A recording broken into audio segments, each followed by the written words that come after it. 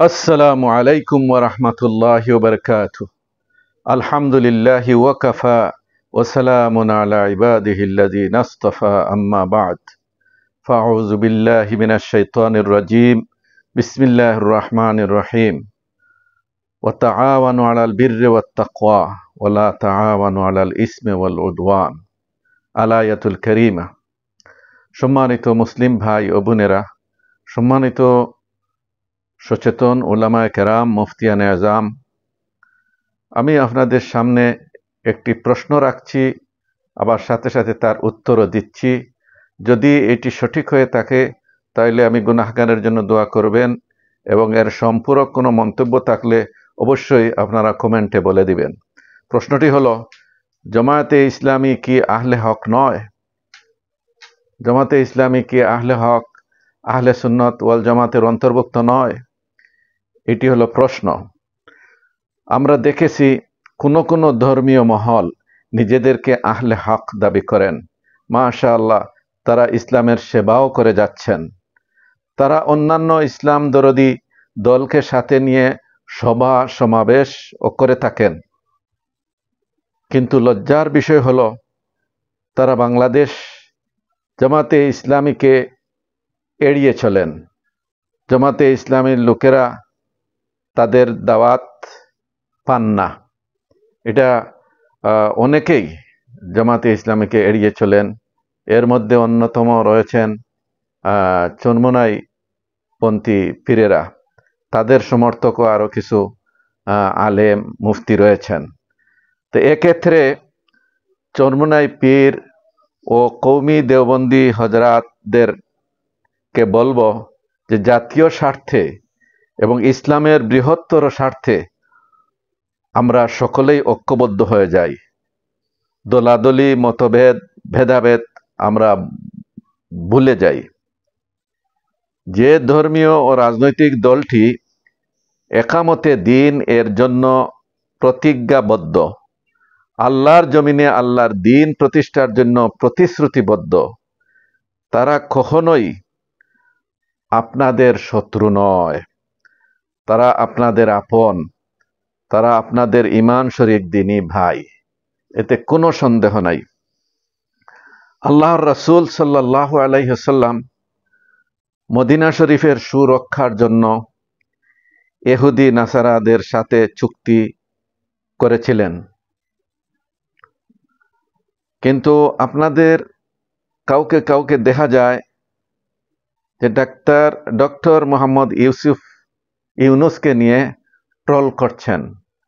এদের মধ্যে এনায়েতুল্লাহ আব্বাসী, শেখুল হাদিস মৌলানা মামুনুল হক, এমনকি তারেক মনোয়ারও রয়েছেন।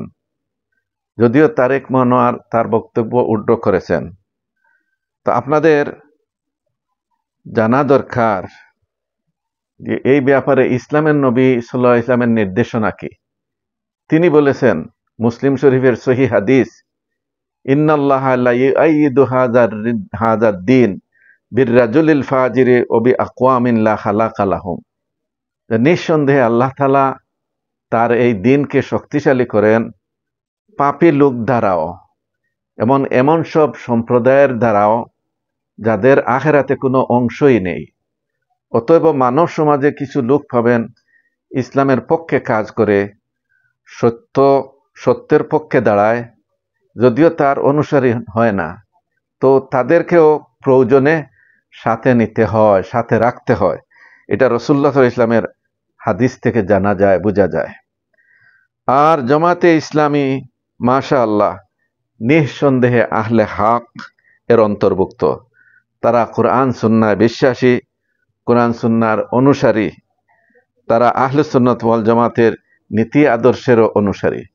তো সম্মানিত দিনী ভাই ও বোনেরা, জামাতে ইসলামের প্রতিষ্ঠাতা মুফাক্কিরে ইসলাম আল্লামা সৈয়দ আবুল আলা মওদুদী রহিমাহুল্লাহ জামাতে ইসলামের যে গঠনতন্ত্র রচনা করেছেন, এই গঠনতন্ত্রের শুরুতেই রয়েছে তার এই কথা, তার এই ঘোষণা যে জামাতে ইসলামী কা বুনিয়াদি আকিদা লা ইলাহা ইল্লাল্লাহ মুহাম্মাদুর রাসূলুল্লাহ হ্যায়। যে জামাতে ইসলামীর বুনিয়াদি মৌলিক আকিদাই হচ্ছে, আকিদা বিশ্বাসী হচ্ছে লা ইলাহা ইল্লাল্লাহ মুহাম্মাদুর রাসূলুল্লাহ সাল্লাল্লাহু আলাইহি সাল্লাম। এটি হচ্ছে জামাতে ইসলামীর দৃঢ় বিশ্বাস। এ বিশ্বাস পোষণকারীদেরকে আহলে হক অবশ্যই গণ্য করতে হয়।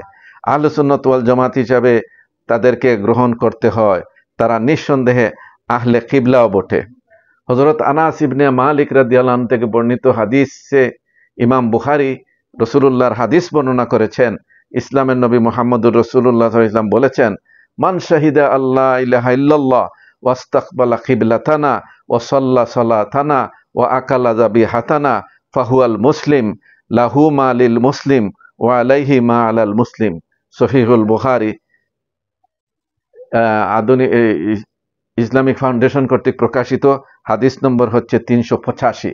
আল্লাহ রসুল বলেন, যে ব্যক্তি লা ইলাহা ইল্লাল্লাহ এর সাক্ষ্য দেবে এবং আমাদের কিবলাকে তার কিবলা হিসাবে গ্রহণ করবে, আমাদের নামাজের ন্যায় সে নামাজ আদায় করবে এবং আমাদের জবাইকৃত পশুর গোশত ভক্ষণ করবে, সে মুসলিম। তার সে অধিকার, একজন মুসলিমের যে অধিকার তার উপরে তাই বর্তাবে একজন মুসলিমের উপর যা বর্তায়। এই মর্মে আল্লাহর রসুল সাল্লাল্লাহু আলাইহি ওয়াসাল্লাম আরো বলেছেন, মান সাল্লা সালাতানা ওয়াস্তাকবালা কিবলাতানা ওয়া আকালা যাবিহাতানা ফাহুয়াল মুসলিম লাহু মা লানা ওয়া আলাইহি মা আলাইনা। আগের হাদিসে শাহিদা লা ইলাহা ইল্লাল্লাহ আছে এবং মুসলিম শব্দ আছে। এখানেও বলা হয়েছে, আল্লাহ রসুল বলেছেন, যে ব্যক্তি আমাদের ন্যায় নামাজ পড়ে, আমাদের কিবলাকে তার কিবলা হিসাবে গ্রহণ করে, আমাদের জবহকৃত পশুর গোশত খায়, সেই মুসলমান। আমাদের উপর যা বর্তায় তার উপর তাই বর্তায়, আমাদের যে অধিকার তারও সেই অধিকার। এই হাদিসটি ইমাম বুখারী এবং নাসাই বর্ণনা করেছেন। অপর হাদিসে আছে, আল্লাহ রসুল বলেছেন, মান সাল্লা সালাতানা ওয়াস্তাকবালা কিবলাতানা ওয়া আকালা যাবিহাতানা ফাযালিকাল মুসলিম আল্লাযী লাহু জিম্মাতুল্লাহি ওয়া জিম্মাতু রাসূলিহি ফালা তুগফিরুল্লাহা ফি জিম্মাতিহি। রাওয়াহুল বুখারী কাযাফিল মিশকাত। যে ব্যক্তি আমাদের ন্যায় নামাজ পড়ে, আমাদের কিবলাকে কিবলা হিসাবে গ্রহণ করে, আমাদের জবাহকৃত পশুর গোশত ভক্ষণ করে, সে অবশ্যই মুসলিম। তার জান মাল ইজ্জত সম্মান রক্ষার জন্য আল্লাহ এবং তার রাসূলের প্রতিশ্রুতি রয়েছে, সুতরাং তোমরা আল্লাহর প্রতিশ্রুতি ভঙ্গ করো না। বুখারী এবং মিশকাতের মধ্যে রয়েছে।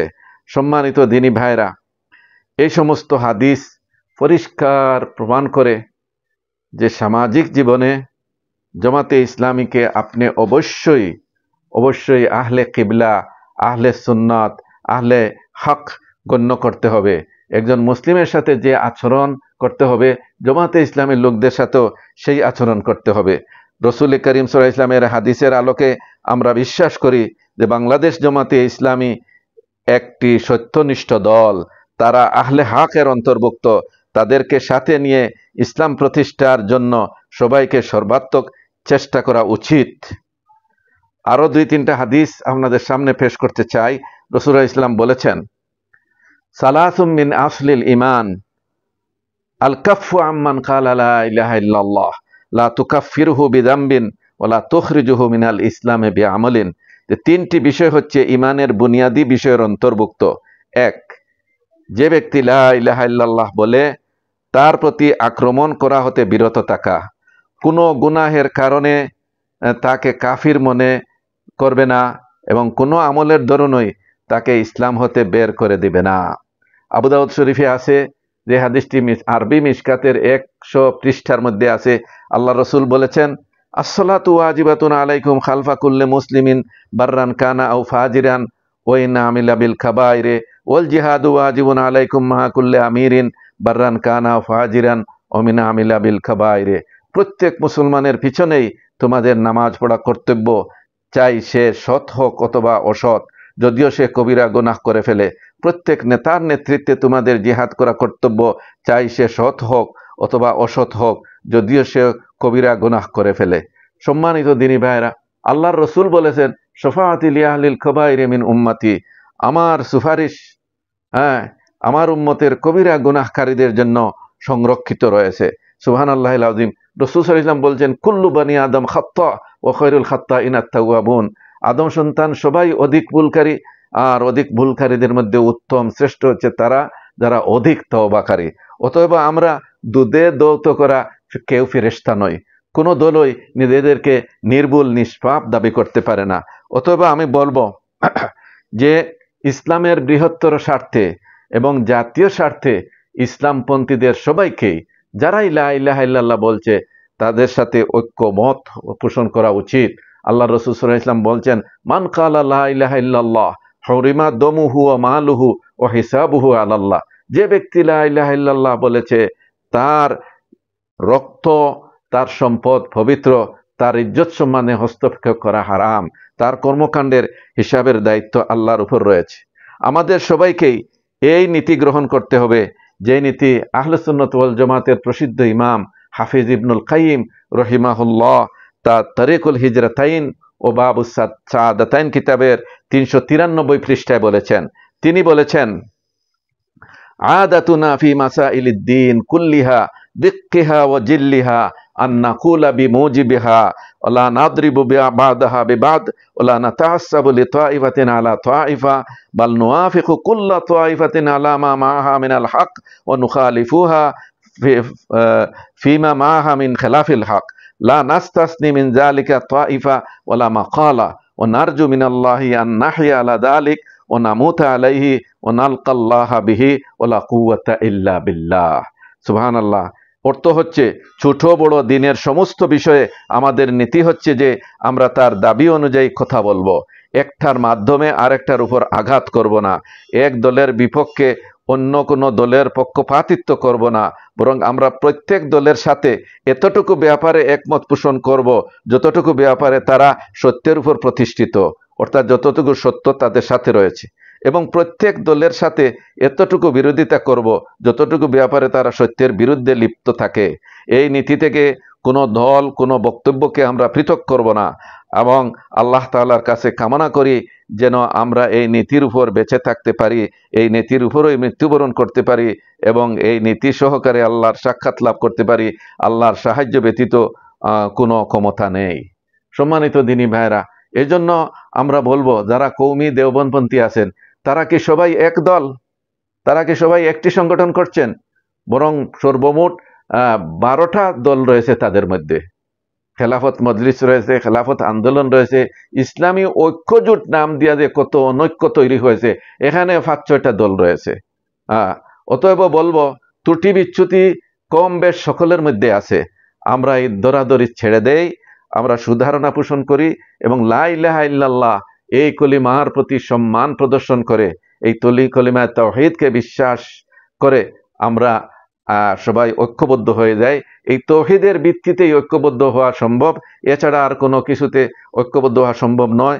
আর নিজেদের কাছে যা আছে তাই একমাত্র সত্য, পরম সত্য মনে করে অহংকারী হয়ে বসে থাকলে হবে না। কুরআনুল কারীমে নিন্দার সাথে বলা হয়েছে, কুল্লু হিজবিন বিমা লাদাইহিম ফারিহুন, প্রত্যেক দলই তাদের কাছে যা কিছু রয়েছে তা নিয়ে তারা আনন্দিত। এইরকম নয়, বরং আপনার কাছে সত্য যতটুকু আছে তা তো আছেই, এবং এর চেয়ে সত্য অন্য কারো কাছে থাকলে সেটা আপনি গ্রহণ করবেন, সমর্থন করবেন, তাদের পাশে থাকবেন। যে দলের মধ্যে যতটুকু হক আছে, সত্য আছে, তাকে আমরা সমর্থন করব। যতটুকু না হক আছে, অসত্য আছে, এইটা আমরা বর্জন করব, ছেড়ে দিব। কুরআনুল কারীমে আল্লাহ তাআলা এই জন্যই বলছেন, ওয়া তাআওয়ানু আলাল বিররি ওয়াত তাকওয়া ওয়া লা তাআওয়ানু আলাল ইসমি ওয়াল উদওয়ান, তোমরা পরস্পরকে সাহায্য করো, সহযোগিতা করো সৎ কাজে, পুণ্যময় কাজে এবং তাকওয়ার কাজে, আল্লাহ ভীতির কাজে। আর পাপ সীমালঙ্ঘনের কাজে তোমরা পরস্পরকে সহযোগিতা করো না, সাহায্য করো না। রাসূলের প্রিয় সাহাবী আব্দুল্লাহ ইবনে মাসউদ রাদিয়াল্লাহু তাআলা আনহু বলছেন, মান জাআকা বিল হাক্কি ফাকবাল মিনহু ওয়া ইন কানা বাঈদান বাগীদা, যে তোমার কাছে সত্য উপস্থাপন করে, সত্য নিয়ে আসে, তুমি তা গ্রহণ করো, যদিও সে তোমার সাথে দূর সম্পর্কিত হয়, ঘৃণিত ব্যক্তি হয়। ওমান জাআ বিল বাতিলে ফারদুদ আলাইহি ওয়া ইন কানা হাবিবান কারিবা, যে তোমার কাছে অসত্য নিয়ে আসে, বাতিল নিয়ে আসে, তুমি তার উপর ছুড়ে মারো, তুমি তা গ্রহণ করবা না, যদিও সে তোমার নিকটাত্মীয় হয়, তোমার প্রিয়জন হয়। তো এই আমাদের নীতি হওয়া উচিত, যে সত্য নিয়ে আসবে, সত্য উপস্থাপন করবে, আমরা গ্রহণ করব, আর সে যেই হোক। আর যে অসত্য নিয়ে আসবে, সে যেই হোক, আমরা তা গ্রহণ করব না। এই নীতির ভিত্তিতেই আমাদেরকে চলতে হবে। প্রত্যেকটা ইসলাম দরদি শক্তি, ইসলাম দরদি দলকে আমরা সমর্থন করব যতটুকু তারা সত্যের উপরে আছে, ন্যায়ের উপরে আছে, এবং যতটুকু অসত্য আছে, সত্যের বিপরীত আছে, এটা আমরা গ্রহণ করব না। এইভাবেই আমাদেরকে পরস্পরের পাশে দাঁড়াতে হবে, ইসলামের রজ্জুকে ঐক্যবদ্ধভাবে ধারণ করতে হবে, দিন প্রতিষ্ঠার কাজে ঐক্যবদ্ধ হয়ে আমাদের কাজ করতে হবে, এর বিকল্প নেই। আমরা যদি কাদা ছোড়াছুড়ি করি, ফতোয়াবাজি করি, আমাদের মধ্যে দূরত্ব থাকে, কাট মারমার অবস্থার তৈরি যদি আমরা করি, তাহলে দিন ইসলাম কায়েম করা এটা বাংলার জমিনে আর কখনোই সম্ভব হবে না। এই জন্য আমরা বলবো, কুরআনুল করিমে যেটা আল্লাহ তাআলা বলছেন, ওয়ালা তানাজাউ ফাতাফশালু ওয়া তাযহাবা রিহুকুম, তোমরা ঝগড়া বিবাদে লিপ্ত হয়েও না, তোমরা হীনবল হয়ে যাবে, তোমাদের শক্তি চলে যাবে, লোম ছিঁড়তে ছিঁড়তে কম্বল শেষ। এই অবস্থায় যেন আমরা পতিত না হই। আল্লাহ তাআলা আমাদেরকে দায়িত্ব সচেতন হওয়ার তৌফিক দান করুন। ঈমানের বলে বলিষ্ঠ হয়ে পরস্পর প্রতি সুধারণা পোষণ করে, পরস্পর প্রতি ক্ষমা সুন্দর দৃষ্টিতে পোষণ করে আমরা যেন ঐক্যবদ্ধ হই। আল্লাহ তাআলা আমাদের তৌফিক দান করুন। আসসালামু আলাইকুম ওয়া রাহমাতুল্লাহি ওয়া বারাকাতুহু।